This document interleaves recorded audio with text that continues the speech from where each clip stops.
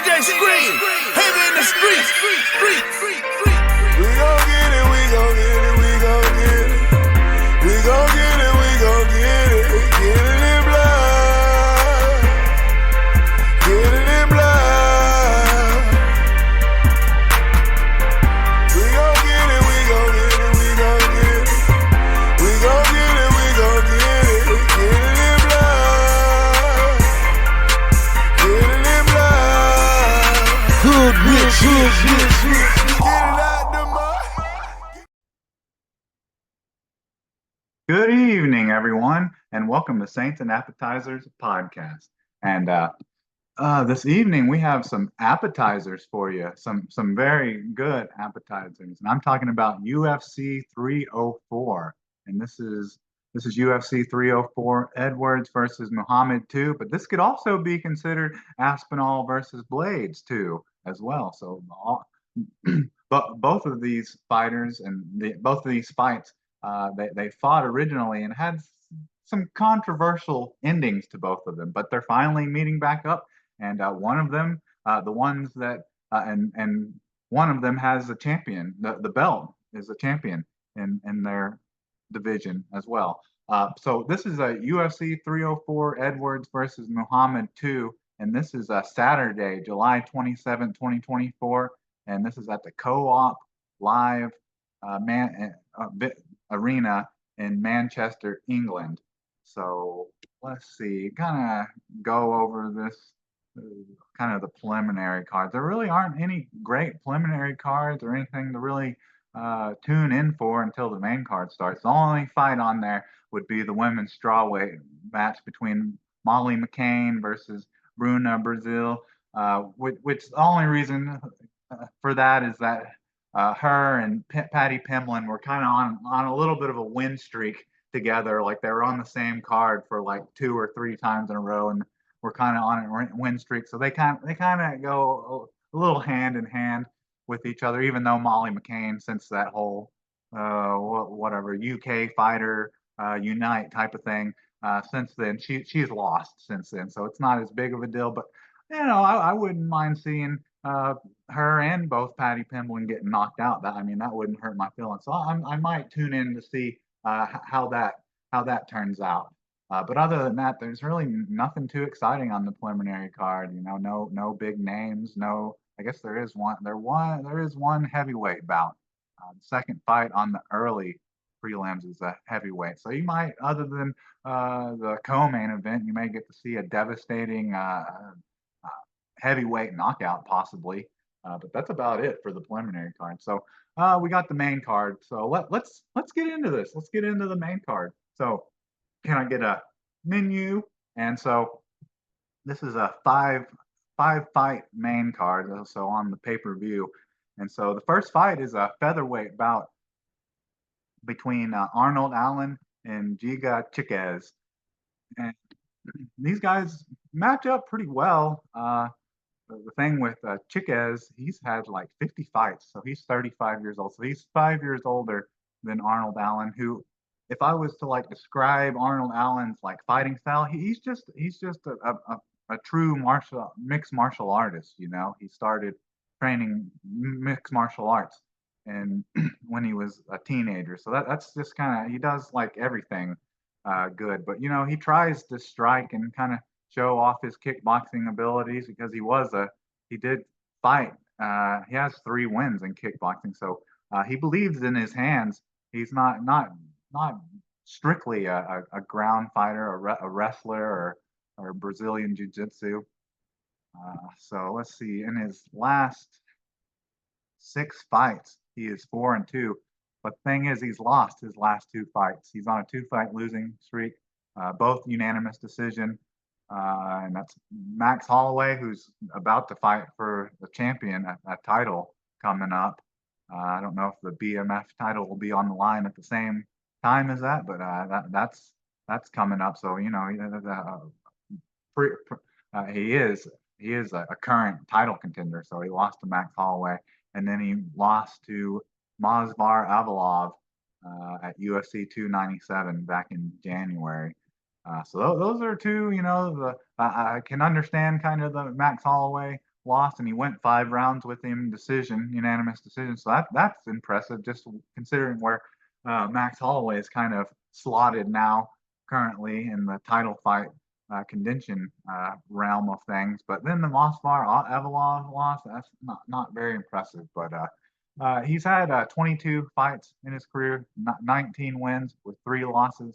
In the 19 wins, he's had 7 knockouts. He's had 8 submissions, and he had 4 submission and 8 decisions. So I mean, he can shows kind of that he can beat you in any way. He can beat you on the ground. He can beat you standing up, and he can go the distance with you. He shows that in his last 2 fights. One of them, he went 5 rounds with Max Holloway.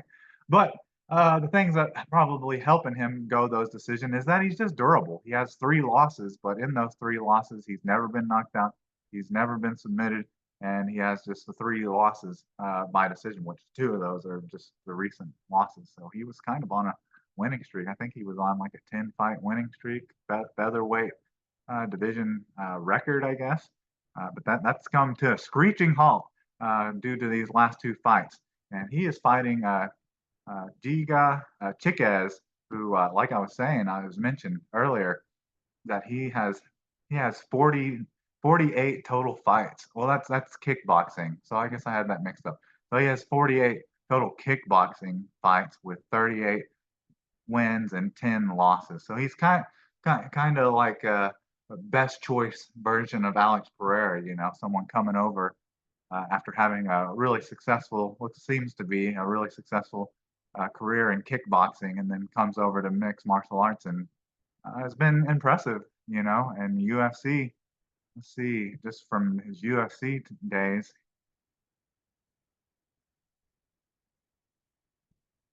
he's 8-1 in his last in his UFC fights and his fights in the UFC. So he's been very very successful, and the only loss there was his second most recent fight, which was against Calvin Cantor, which was just a unanimous decision, and it went 5 rounds. So, and it was the fight of the night. So it's not like he got dominated, and he showed his stamina and his ability to go 5 rounds.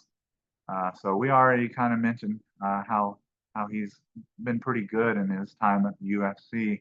But in mixed martial arts, he has 18 fights with 15 wins and 3 losses. In the 15 wins, he has 9 wins by knockout. So I'm sure that's all strictly due to how good he is as a kickboxer.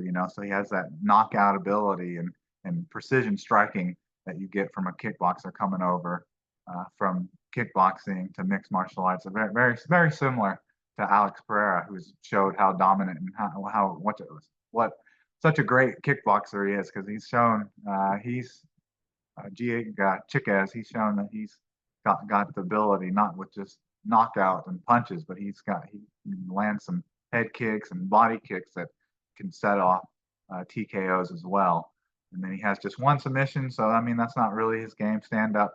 Obviously, he was originally kickboxing, so that's not a real surprise. But then he has 5 gone to decision, and then three losses. He's never been knocked out, at least not in mixed martial arts. And then he's only been submitted once, which that was way back. That was back in like 2018, and it was a rear naked choke. So I mean, every mixed martial artist, at least early on in their career, at some point in time, is going to get caught in a rear naked choke. So I wouldn't put too much stock into that submission either, considering how long ago and what by way of it happening. And then he's been stopped by decision twice. So these are a fairly even matchup. I think, even though I think Arnold Allen, he's rated like the 6th featherweight champion, even with the 2 recent losses, and Giga Chiquez is the 9th. So they're very similar and very even fighters. But I would say Arnold Allen has the better ground game. Whether Giga Chiquez really has much of any, it'll more come down to his ability to stop takedowns and get back up if he gets taken down. But I think what's going to kind of overwhelm them, and maybe if Arnold Allen tries to try his hand at his stand up against Giga Chiquez, I think Giga Chekez will edge him out. I don't think he's going to get the knockout or the stoppage or anything like that because both of them are very durable. They're both very durable fighters. They've hardly ever been finished.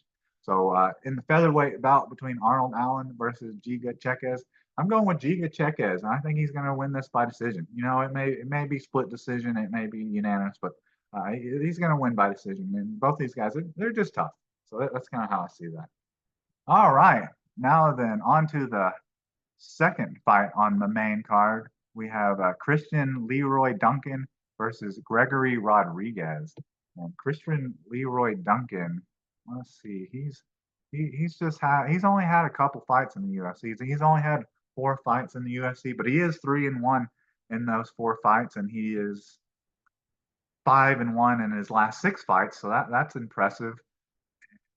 He has had a bunch of and just in his, I guess I'm trying to see here, in his last 6 wins, they've all come by stoppage from things like spinning back elbows, flying knees, elbows and punches, things like that. So in a very way, and he's sprinkled in his own rear naked choke finish there. But Giga Chekez, in his last, see, he has 11 fights on his fight history, and he has 10 wins with just 1 loss. And I think he's a stand-up artist, with seeing these flying knees and elbows and kicks and stuff. And he has 10 wins, 8 by knockout TKO, 1 by submission, 1 by decision, and then 1 loss is just the 1 by decision. So he's shown that he's durable as well. But shows that I would say from the spinning back elbows and the spinning kicks and the flying knees, I'd say his main fighting style would be like kickboxing and striking.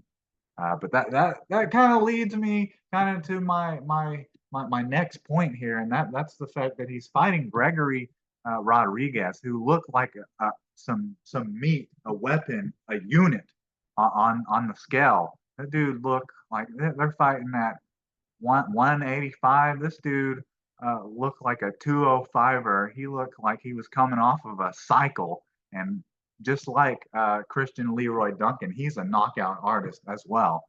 He is 4-2 in his last six fights, and in those 4 wins, they've all come from KO or TKO, all by punches. So he's a knockout artist. He doesn't just have that physical appearance to strike fear or intimidation in people. He's got the power to go along with it, Gregory Rodriguez.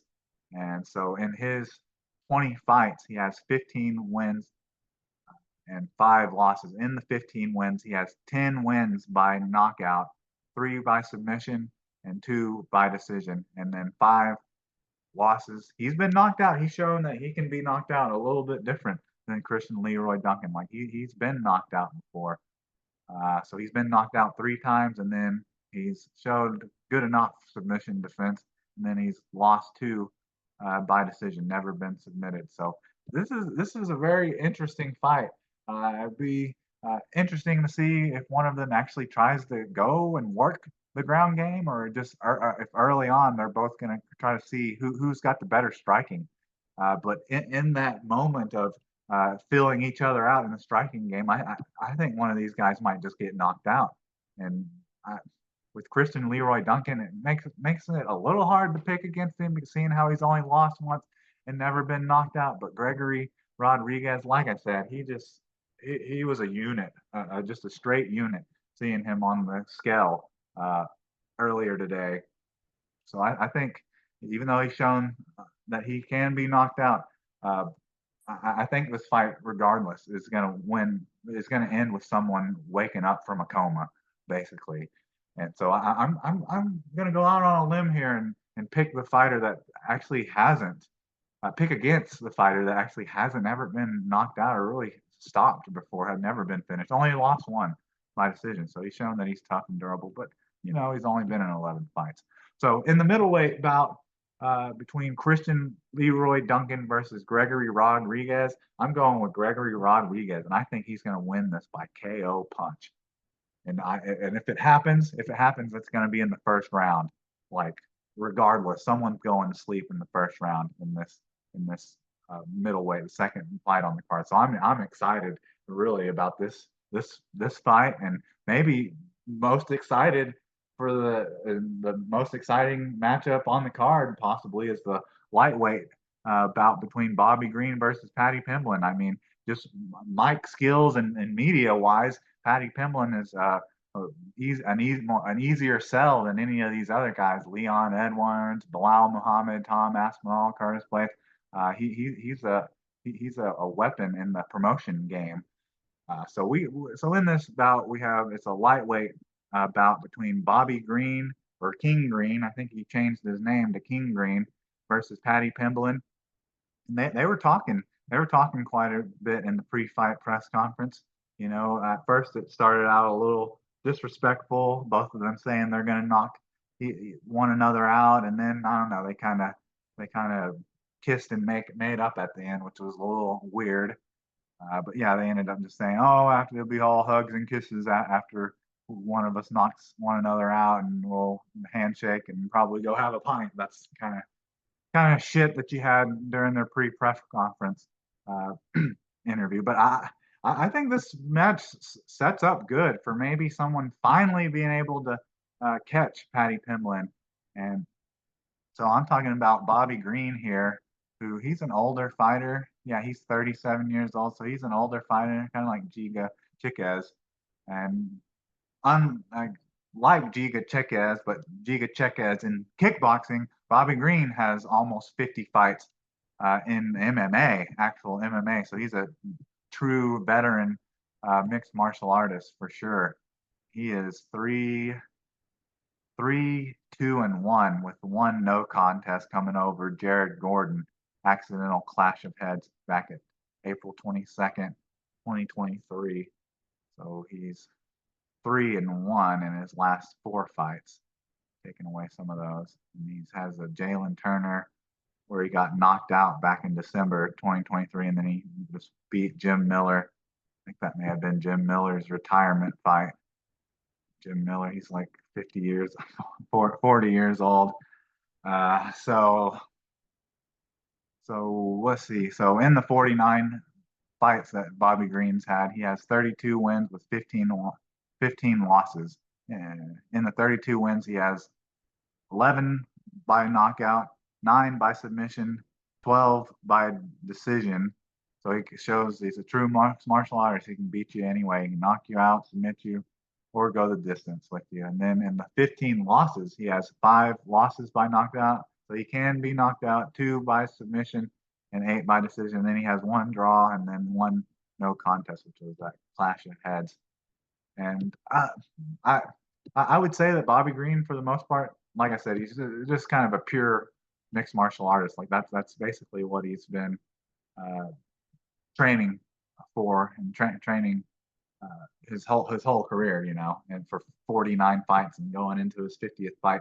But I think he sets up as like a good opponent for Paddy Pimblett because Bobby Green, who we just saw MVP, both of them kind of have kind of a similar style. They keep their fist down clenched and kind of down by their waist, and they're looking to kind of catch you with one big explosive shots or just kind of an out of nowhere shot and just looking to point, strike, and explode on you. Now, I think that Paddy Pimblett is a very good opponent for that because if you watch some of Paddy Pimblett's earlier fights and some of these fights where people say, "Oh, it's lucky he wasn't fighting a better striker." I mean, if you see a lot, he leaves his chin like straight up in the air and that kind of doesn't set up takedown sometimes. So I'm waiting for someone to push that button or maybe catch him with an uppercut as he's coming in. That's what I'm wanting to see in this bout between Bobby Green and Paddy Pimblett. But Paddy Pimblett, let's see here, he's on a bit of a winning streak here. He's on a 5-fight winning streak in the UFC, just strictly in the UFC. 6-0 in his last 6 fights. 24 24 fights with 21 wins and 3 losses. In the 21 wins, he has 6 wins by knockout. He has 9 wins by submission. So it shows that between Bobby Green and Paddy Pimblett, I would definitely say that Paddy Pimblett has the better ground game. He's a better submission artist. Two of his wins in the UFC came by submission, both by rear naked choke. So he's got a bit of a choke game uh, to him. Just have to all come down to how he sets up his takedowns, or if he feels that he's uh, has the edge in the stand up game, or where that chin is hanging out, I guess. So he's got the 9 wins by submission, 6 wins by decision, and then in the 3 losses, he's never been knocked out. Even though that's what I'm setting this thing up for and wanting to see. And I think that's what anyone that's not, what do you call it, not a fan or a hater, I guess, of Paddy Pimblett. That's what they want to see. And even if not that, just a 3-round beatdown would probably be good enough. But I just think the way he kind of keeps that chin out there, and way Bobby Green is just hands down by his side, fist clenched, looking to land something explosive right on that button. So he's lost 2, 1 by submission and 2 by decision. So it shows that he's very durable and hasn't been beat in the UFC yet. But I feel that this is the time, and even if it's not by knockout, I think Bobby Green probably has the better conditioning than Paddy Pimblett. It's been known in the past for Paddy Pimblett to kind of let himself go uh, in between fights, and cutting down to 155 has been hard for him sometimes. So whether this goes the distance, or Bobby Green catches him with an explosive point strike right on that chin that's hanging up in the air, I think I'm going with Bobby Green. I'm going with lightweight, in this lightweight bout between Bobby Green, King Green, versus Paddy Pimblett. I got Bobby Green winning this, and I'm hoping it's by knockout. And I don't think, if it comes by knockout, I don't think it'll be in the first. It'll be either in the second or the third round. All right, now then, on to a heavyweight bout, the heavyweight title bout between Tom Aspinall, the Intercontinental Champion, versus Curtis Blades, the challenger. And so we were talking about how, like, this is UFC 304, Edwards versus Muhammad 2. Well, technically this is Tom Aspinall versus Curtis Blades 2, but both of those fights ended in some controversy. So this would have been Tom Aspinall's uh, most recent loss, but before that he was 5-0 in the UFC. Let's see. Yeah, 5-0 in the UFC before he lost with this injury, is a knee injury that he had against Curtis Blades in their first matchup, which was Blades versus Aspinall, fight night, July 23rd, 22. That happened with just in the first 15 seconds of the fight, and that was in London, England. But since then, he's had 2 wins by knockout: Marcin Tybura and Sergey Pavlovich. He's come back and looked great. Obviously, he's come back and got 2 knockouts in the first round, just over a minute in the first round of those 2 most recent fights. But he's a young fighter, just off of the amount of fights he's had. He's only had 17 fights with 14 wins, 3 losses. In the 14 wins, he has 11 wins by knockout. So I mean, that's what he's trying to do. He has a wrestling game. He does have a wrestling game, but he really hasn't had to utilize it much. So since he's been in the UFC, hasn't really been able to have to utilize it much. I mean, he Alexander Volkov, he got caught in a straight arm bar, but other than that, it's mostly knockouts. There's some chokes sprinkled in there. So 14 wins, 11 by knockout, 3 by submission. So, yeah, 3 by submission.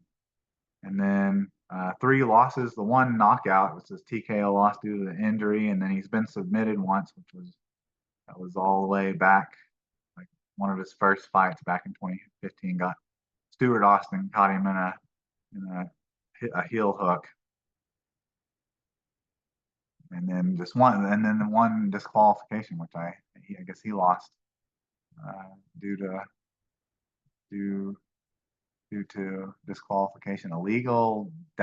He lost because of 12-6 elbows on a guy back in 2016, BA MMA 25. So nothing notable recent date besides the Curtis Blade TKO loss due to his bad knee injury that he had to have like significant surgery on, and took quite a while for him to finally come back. But uh, I would say Tom Aspinall has the better striking game than Curtis Blades, but Curtis Blades is still a big guy and has explosive knockout power.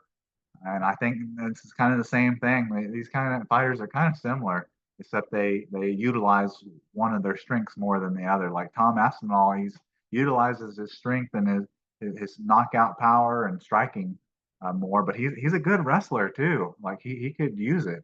And then Curtis Blades, he has that just knockout sleeper power too, but he definitely relies more on his wrestling. And I think just in UFC heavyweight history, I think he holds the record for most takedown attempts. So if that tells you anything, then that tells you he's looking to take you down. But a lot of times it seems like if it's a rough fight where the fighter that he's fighting against has like better striking, it seems like he kind of is a little reckless with those takedowns, or even when he gets a takedown, he feels like he gets in a safe position and he just kind of lays and prays a little bit.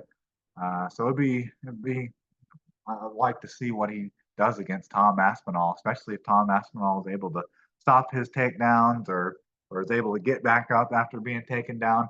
I think that could schedule some bad outcome for Curtis Blades.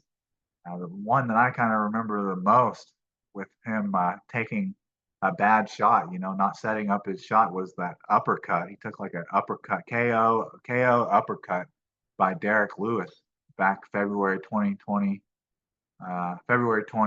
2021, and that was in the second round.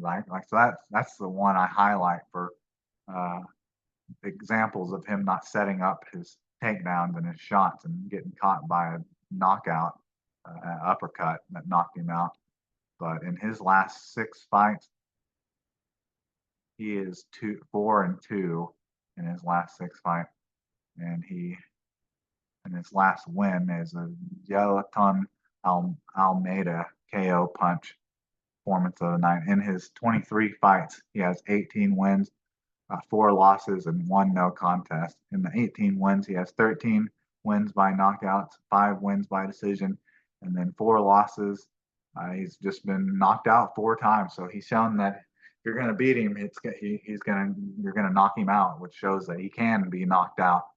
Obviously, by some bad dudes like Sergey Pavlovich, Derek Lewis, Francis Ngannou. He fought Francis Ngannou back when Francis Ngannou had he fought cornroll Francis Ngannou and got knocked out twice by him. A doctor stoppage because his eye swelled up so much, and then just got TKO punched a couple years later, like 2 years later. So yeah, the one where his eye swelled up and they had to stop it due to that was the cornroll. That was cornroll Francis Ngannou. So he's shown that he can be knocked out, but they both are very similar fighters that are more prone to using a skill, one of their skills more than the other. And just to seeing how they fought already, and I don't know, Curtis Blades, he acknowledged Tom Aspinall's speed and all that business. I mean, I don't think it's hard to take much from a fight that ended like in the with 15, what was it, 15 seconds? I mean, I don't even know how you can even fill out another fighter in 15 seconds. But just because of his history of being knocked out, uh, Curtis Blades, he's been knocked out 4 times, and he was knocked out just about a year ago by Sergey Pavlovich. I think in this fight, this heavyweight championship bout between Tom Aspinall, the Intercontinental Champion, versus Curtis Blades, the challenger, I'm going for another knockout. That's three in a row here now for Tom Aspinall, Bobby Green, and Gregory Rodriguez. So I'm going with Tom Aspinall to get the knockout over Curtis Blades.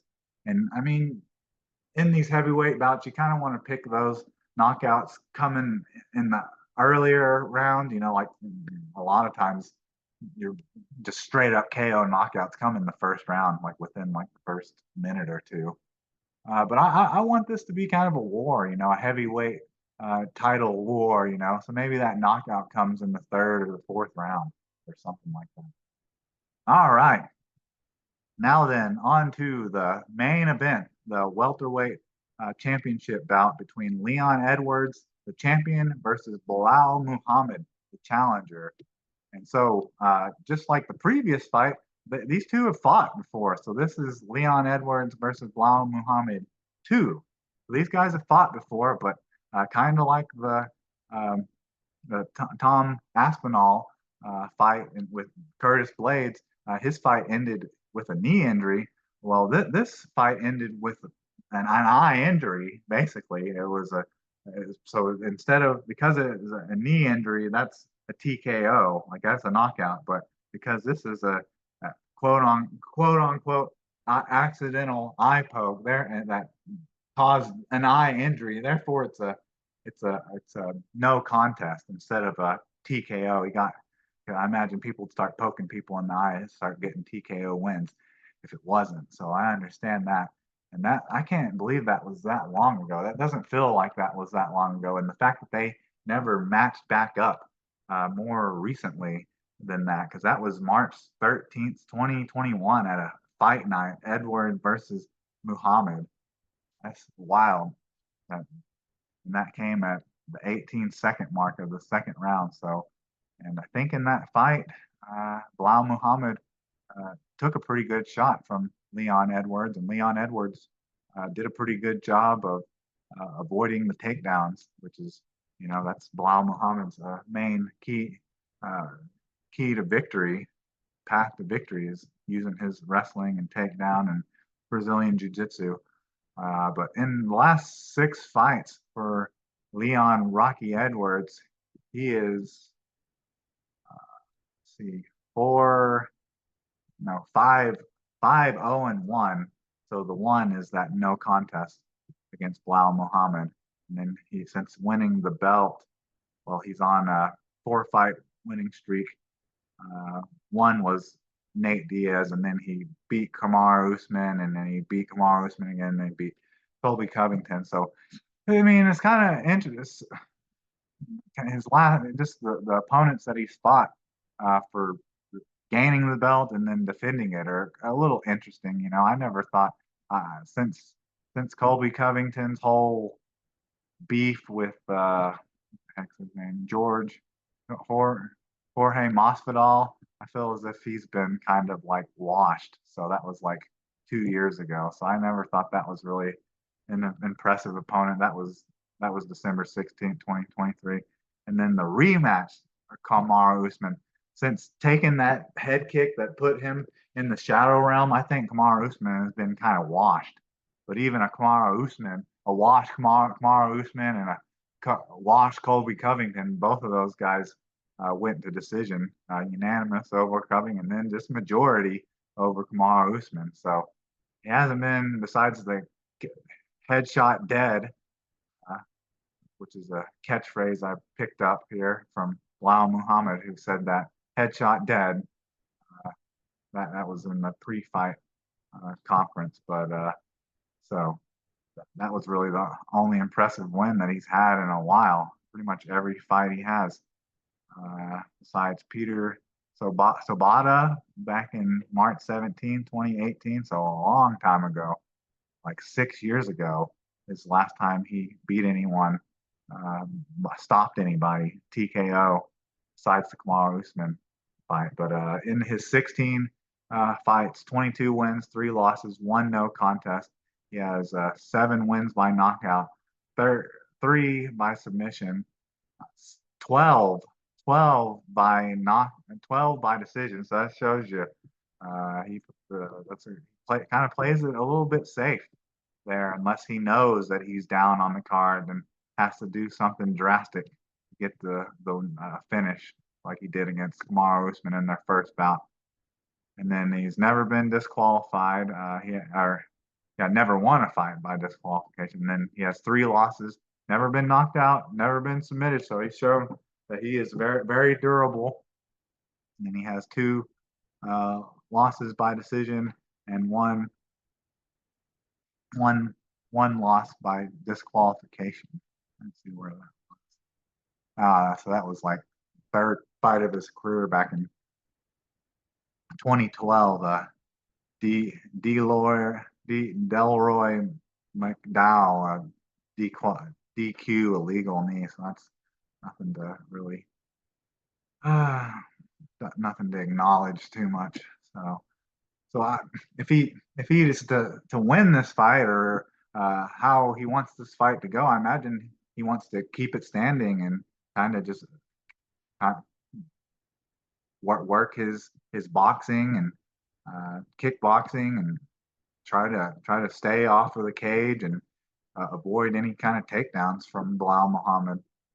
On the flip side, that's what Belal Muhammad is going to do, and I'm surprised really that he never got a rematch against him.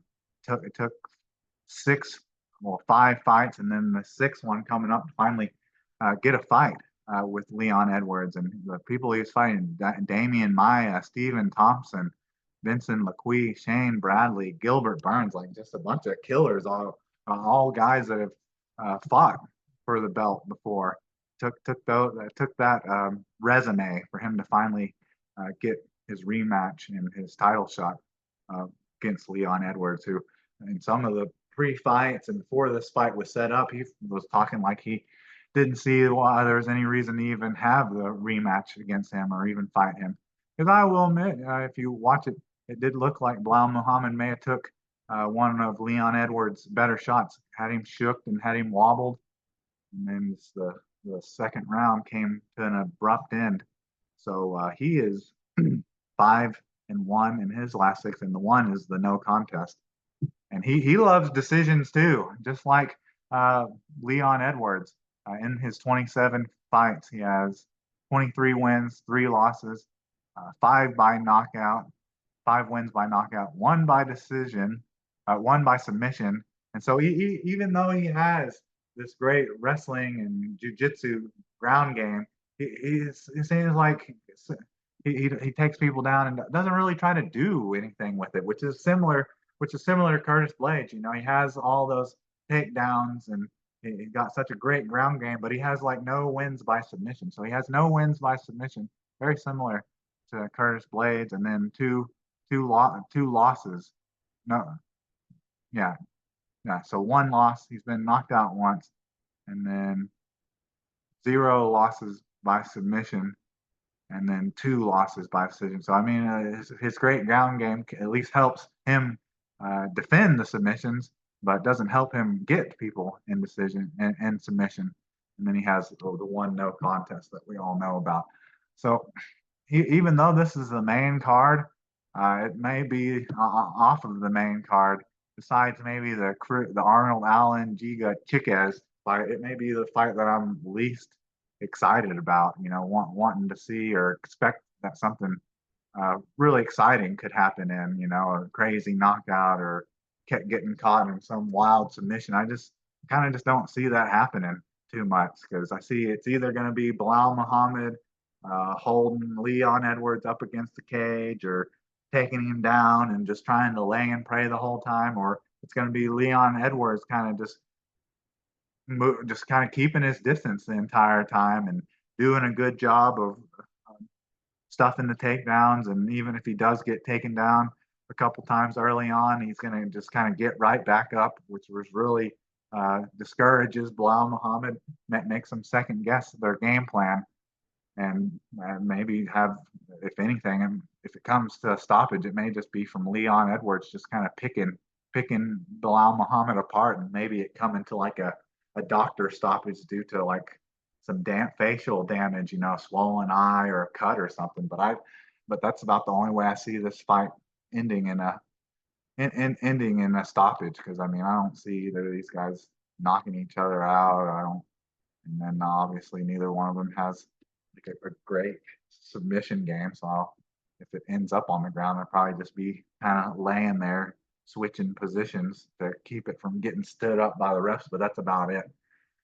So in this welterweight bout between Leon Edwards, the champion, versus Belal Muhammad, the challenger, I'm just gonna go. I'm gonna stay safe and hope that Leon Edwards can stop Belal Muhammad's takedowns and get back up if he does get taken down, and just kind of keep the range and the distance and kind of just pick Belal Muhammad apart for 5 rounds. So I'm picking Leon Edwards champion versus Belal Muhammad. I'm picking Leon Edwards to win by decision. Nothing too exciting there. All right, so let's go over this. And and so I talked about how there was kind of some trash talk between Bobby Green and Patty Pimblin. Okay, well, and then there was very just mutual respect between Tom Aspinall and Curtis Blade. But then you got the actual trash talk in the pregame between Bilal Muhammad and Leon Edwards. Leon Edwards saying that Bilal Muhammad not even worthy of another fight. He doesn't even see why he should be fighting him again. And then Bilal Muhammad just mocking Leon Edwards, his UK accents and how he mumbles and does hand signals and things like that. And just both of them just were heated and at the face off too. So you always like to see a little bit of that. I like that in the top 3 fights, the top 3 main fights, there was just a little mixture of being salty and then respecting, and then just it seemed like maybe it's played up a little bit. I'm sure it is because it gets people like me excited, but some bad blood kind of between Leon Edwards and Bilal Muhammad. But that's about it for pregame, pre-fight press conference. So let's just go over these fights again one more time, and the fights and my picks here. See if I can remember them. I think they're pretty easy to remember. So, so this is the first fight on the main card. It's featherweight bout between Arnold Allen versus Giga Chekes. Uh, Giga Chekes. And in that featherweight bout, I'm going with Giga Chekes to win, and he's going to win just by a decision. Similar to the Leon Edwards Bilal Muhammad fight. Both fighters show that they're tough and durable. Can't submit him, can't knock him out. But I just like Giga Chekes' skill, his striking a little bit better. I think that's where he'll edge Arnold Allen out. And if it doesn't go like that, then it'll probably be Arnold Allen edging out by having better ground game. And then in the second fight is a middleweight bout between Christian Leroy Duncan versus Gregory Rodriguez. And I think this is going to be the first part of this fight. It's going to be a filling out of who has the better striking game or who hits harder. And I think that's going to lead to a knockout. So in the Christian Leroy Duncan versus Gregory Rodriguez, I got Gregory Rodriguez, who looked just dangerous, like a bad man on the weigh-in scale earlier today. And I think he's going to harness that into a knockout over Christian Leroy Duncan. And I see that. If that comes, I think that'll be like in the first round. And then third fight on the card, a lightweight bout between Bobby Green, King Green, versus Patty the Batty Pimblin. And I think Patty Pimblin having that chin up in the air and kind of like Curtis Blades, not setting up every takedown that he goes for and just kind of being a little wild with his punches is going to lead to Bobby Green catching him with one of those fists down by the side and just explosive karate point strikes is going to catch Patty Pimblin on the button. I think that'll be maybe in the second or the third round. And then on to the co-main event, a heavyweight bout between Tom Aspinall, Intercontinental Champion, a heavyweight championship bout between Tom Aspinall, the Intercontinental Champion, versus Curtis Blades. I'm going with Tom Aspinall to win this. I think he's going to win by knockout. I think he's going to kind of keep Curtis Blades. He's gonna stuff them takedowns, and if he does get takedown, I think he's gonna find a way to get back up, and maybe Curtis Blades will be reckless in one of those takedowns, not setting it up and just kind of throwing his head in and shooting. May kind of like he did against Lewis, might get caught with an elbow, or not an elbow, but an uppercut that knocks him out cold, slumps him in the middle of the cage. So in the heavyweight bout between Tom Aspinall, the Intercontinental Champion, versus Curtis Blades, I'm going with Tom Aspinall to get the knockout. And I think I said I'd like this fight to kind of be a heavyweight classic, that kind of grinds on into the third and the fourth round, and then you get just some crazy knockout from Tom Aspinall off of Curtis Blades. But in the heavyweight divisions, devastating knockouts more likely to come in the first round. But hey, I can dream, can't I? And then onto the main event. So this is UFC 304, Edwards versus Muhammad 2. So the welterweight championship bout, Leon Edwards, the champion, versus Belal Muhammad, the challenger. I'm going with Leon Edwards to win this, and I think he's gonna have better striking, and he's gonna be a little faster, and gonna have better range, and he's gonna just kind of be Belal Muhammad's basically just not gonna be able to get a hold of him in this fight. And I mentioned, I think if this fight ends in a stoppage in any way, it's gonna be due to like a doctor stoppage. Belal Muhammad's not gonna knock Leon Edwards out, and Leon Edwards isn't gonna knock Belal Muhammad out, because both these fighters are very, very durable, don't really get knocked out or submitted, but they don't really knock people out or submit people. For just their resume kind of shows that they kind of fight kind of safe, which it works for them. It works for them. They've mastered it, but they fight safe, like in their own ways. So those are my picks. I'm excited for this card. I think I'm a little more excited for this card just because I actually like 4 of the 5 fights on the card. I'm actually excited for, the 2 championship bouts, and I want to see what Bobby Green and Gregory Rodriguez do.